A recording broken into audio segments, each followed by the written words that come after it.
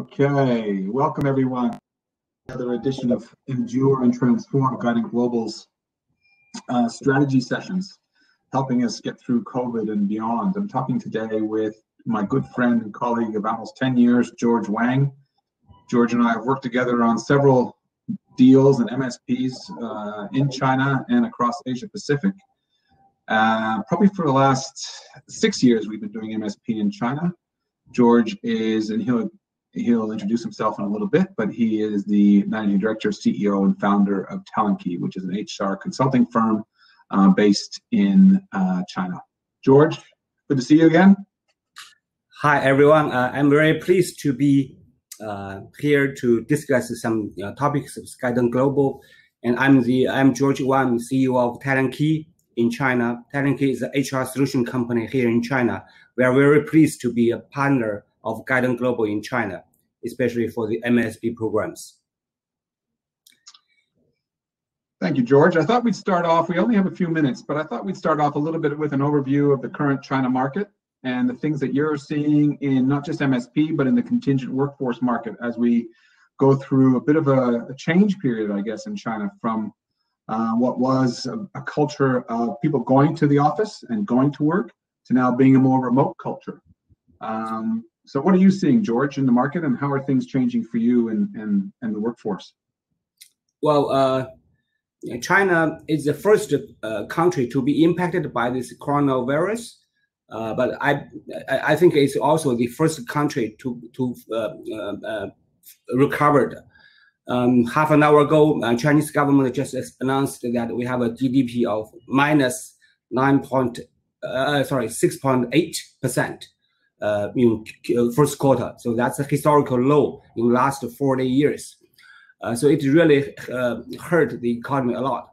But if you look at the staffing market, all professionals has been back to work, and most of, I should say, more than 90% of production staff has been back to work, and only those hospitality services staff, temporary staff, is impacted right now still.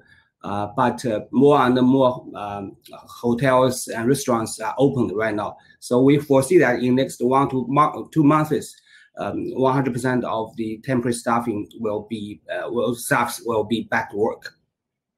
So it's yeah. But when you say back to work, George, you mean back in their offices and back on the production sites, or working from home?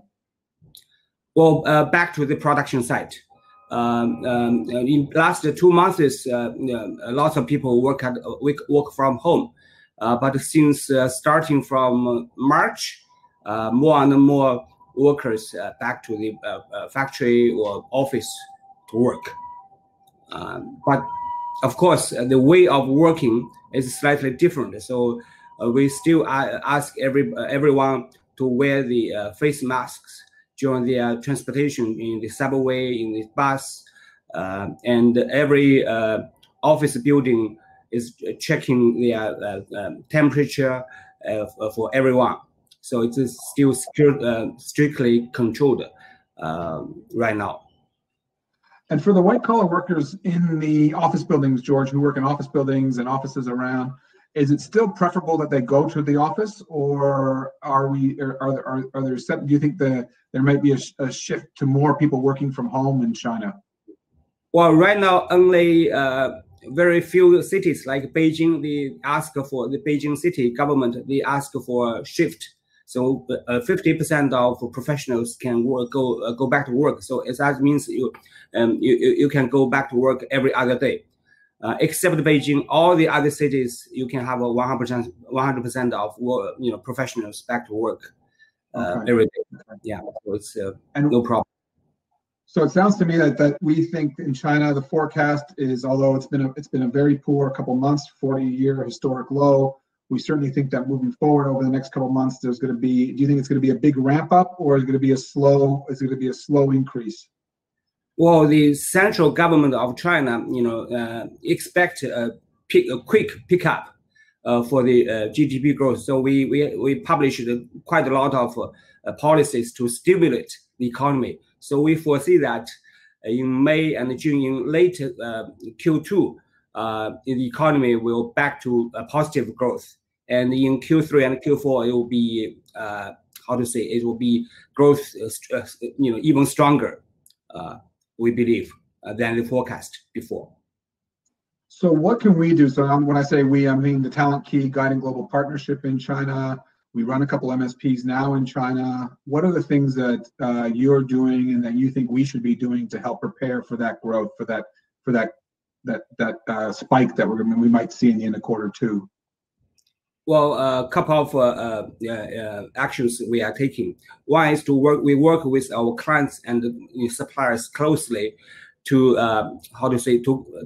educate or to communicate with all the workers. We prepared a letter to all the workers together with our suppliers and clients to let all the workers to be safe when they back to work, and also to prepare for the future booming of more contingent workforce. So we are adding more recruiters right now in Talentkey, and also we trained the new recruiters to be ready to help our clients and also our suppliers in coming months or coming quarters to cope with this rapid recovery. Okay, and just one last question, George, and it's more around the technology component of it, because we know that certain of the VMSs that we're using are still new to China. Is there any technology that you're using currently? I know there's some that we're using together, but is there anything that you're seeing in the market? I know Talentkey's creating its own technology as well around talent pooling. Is there any technology you're currently seeing that's assisting, that's going to be able to assist our clients with that growth? And I'm thinking now clients not just based in China, but also clients that are looking to expand in China. What are you seeing in the market from a digital platform point of view? Well, digitalization also in the not just in the HR services industry, but also in other industries has been very critical in this market. And during that last quarters, more and more companies start to use video chat, or like Zoom, like WeChat, used more often than before.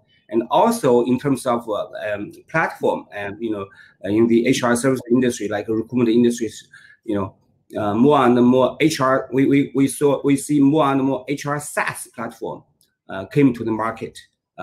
Most of them are developed locally in China to fit into China market and to help the recruiters and help HRs to recruit people more efficiently. We are also closely monitor this progress to see how we can work with Guidant Global to embrace this kind of trend in China to have so we can have a better future in the MSP field. Yeah, I agree, George. And I think that localization with technology is so important. So I'm glad you're across it. I know you're developing some technology of your own, which we're looking forward to seeing very soon. So thank you. George, I think we're going to have lots more opportunities to have a discussion. We're getting near the end of the time now. So just wanted to say, great to connect. I know that we connect every day over the phone, not in this format, but it's good to connect in this format and actually share our story a little bit. We'll be doing more of that over the coming days. So great to connect, and hopefully that will get some more traction with our MSPs in China over the next couple of months. Yeah, thank you. It has been a great experience working with you and Guidant Global colleagues. I'm looking forward to work with you more closely in the future to win more big deals in China. Yeah, I agree with that, George. So have a look, everyone, at hashtag Endure and Transform. Lots of videos on there. We're going to post some more videos with George coming up, and also some of our other Asia Pac partners. So thank you, George. Great to chat to you. Talk to you soon. Thank you. Take care. Bye-bye.